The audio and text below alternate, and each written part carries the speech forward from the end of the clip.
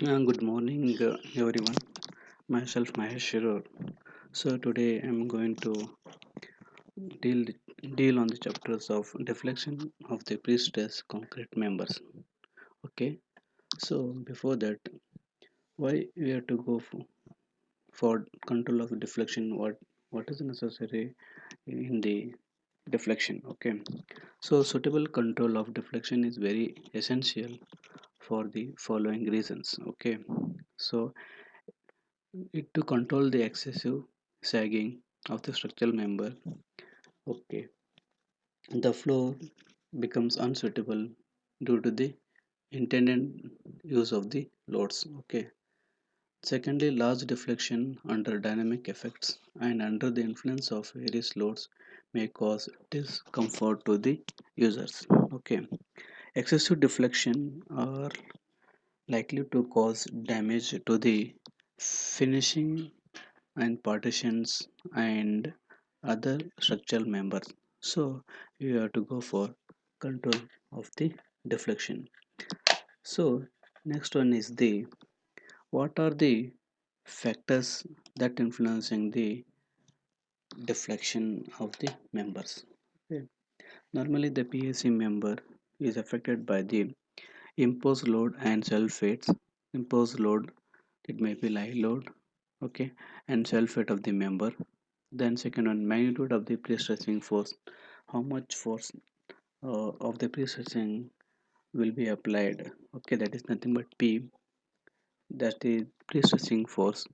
Then cable profile, whether it is parabolic, eccentric, or concentric, or trapezoidal, etc. Then second moment area of the cable, that is nothing but I BDQ upon 12. Then modulus of elasticity of the concrete, then shrinkage of the concrete, creep of the concrete, relaxation of the stress in the steel, and span of the member and fixity conditions. So these are the factors which influence the deflection of the PSC members. Okay. So if it is a straight tendon, okay, so this is a straight tendon, okay, then the deflection, how the deflection will be occurring. So this is the piercing force, this is the dotted line is CG of that line, then from dotted line to the piercing force of the cable is called as E, then this is the length of the beam. So this is the way of the bending moment it will be created. Okay, so this is the middle part is the A part that is going for the deflection. So that is given by if it is straight tendon or cable, A is equal to minus P L square divided by ATA. Okay, then for trapezoidal tendon, so we are divided into three parts of that equally. Okay, L1, L2. So this is the trapezoidal tendon. Okay, of length L. Then the deflection can be found out by minus P in E into 6 EI 2 L1 square minus plus 6 L1 L2 plus 3 L into L2 square.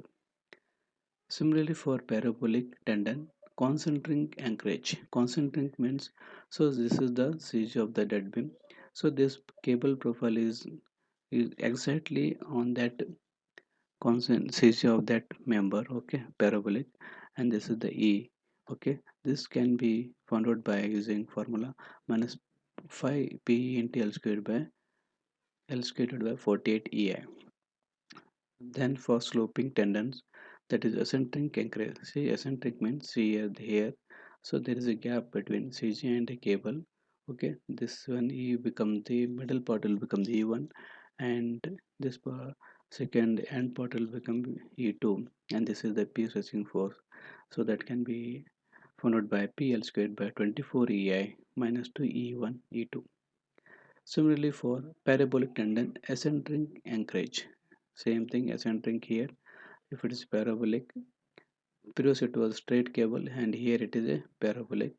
That can be found out by minus PL squared by 48 EI minus 5 E1 plus E2. Okay. Similarly for parabolic straight tendon, okay, so this is a straight and half part it will be a parabolic. Okay.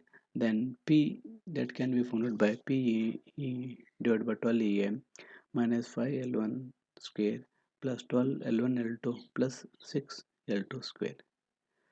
Then parabolic straight eccentric tangent. So this is a straight parabolic eccentric. So this is not, see this, and here it is not touching this CG line. So that time the it can be found by P E 1 plus E2 divided by 12 EM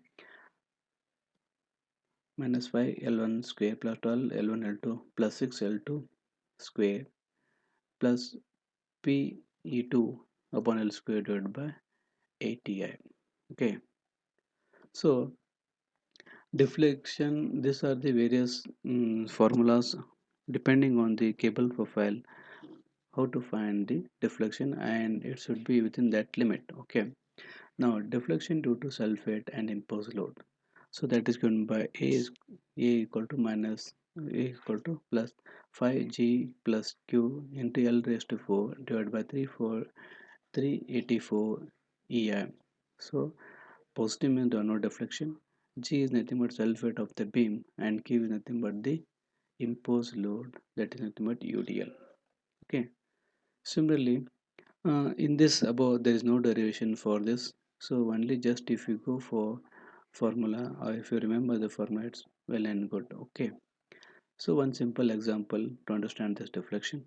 So a concrete beam with a rectangular section 100 mm wide and 300 mm deep is stressed by three cables, each carrying an effective force of 240 kN. The span of the beam is 10 meters.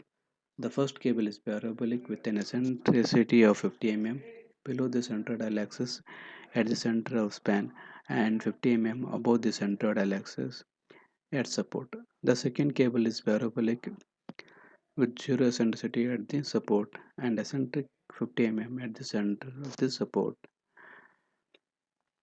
Okay, and the third cable is straight cable with a uniform eccentricity of 50 mm below the centroidal axis.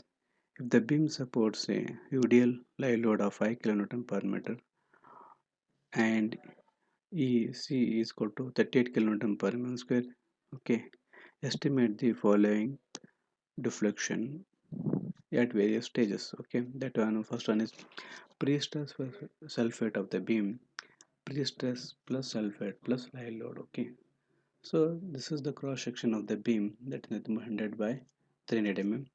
So there are three cables, so one two three. So one is straight cable and one another one is parabolic cable with eccentric and another one is parabolic cable with concentric. Okay, and span of the beam is 10 meters. So given things, P stressing force is 240 kilonewton. Then E1 is equal to E2 is equal to E3, that is nothing but eccentricity of cable 1, cable 2, cable 3, that is 50 mm. Okay.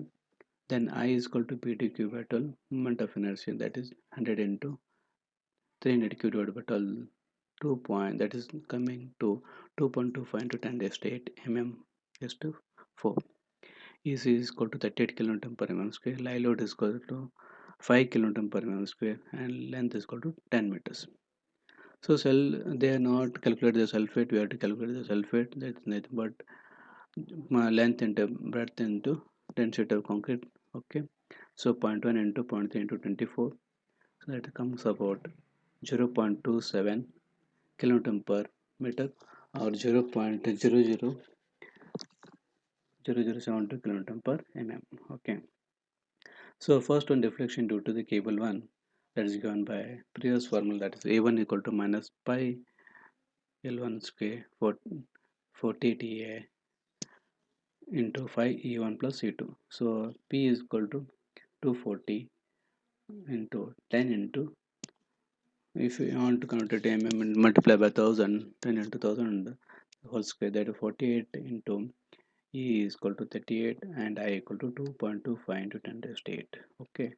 Then 5 into E1, E1 is 50 and it is also 50. So minus 50.8 mm means upward deflection. Okay. Similarly for the cable 2, that is A2 equal to minus pi PE into L square by 48 EA, that is equal to 5 into 240 into 50 into 10 in meters. If it is in mm, multiply by 1000 divided by 48 into 38. E is 38, I is equal to 2.25 10 to 8, that is equal to minus 14.6 mm. Similarly for the cable 3, that is nothing but minus pi p into L squared by 8 A, because it is straight cable, so P is 240, E is 50, L is 10, then divided by 8 into E is 38, then I is equal to 2.25 10 to 8, that is also about minus 17.5 mm. Therefore total deflection is 1 plus 2 plus 3, that is nothing but 47.9, is equal to minus 47.9 mm upward deflection. So next one is this is due to the deflection due to the pre-stressing cable. Then next deflection due to the sulfate due to the loads, okay, that is coming on that. So that is given by 5 into 0.007 into 10 10 into 1000, that is for the 348 EI. E is 38 into I is 2.25 into 10 raised to 8, that is 10.96 mm. Similarly, deflection due to the live load is given by deflection due to sulfate plus live load divided by sulfate. Okay, so deflection due to sulfate is 10.96 divided by sulfate is nothing but 0.0072 into live load is 0.005, that is 76.1 mm. Okay, so first condition in the question was deflection due to pre-stress plus sulfate is nothing but pre-stress is minus 47.9, then sulfate is plus 10.96, so the total is 36.94, so it is negative upward. Similarly for pre-stress plus sulfate plus live load is pre-stress is minus 47.9 plus 10 point, sulfate is 10.96, live load is 76.1, so total it is 39.16 mm. Okay, similarly we can go for other problems also. Thank you.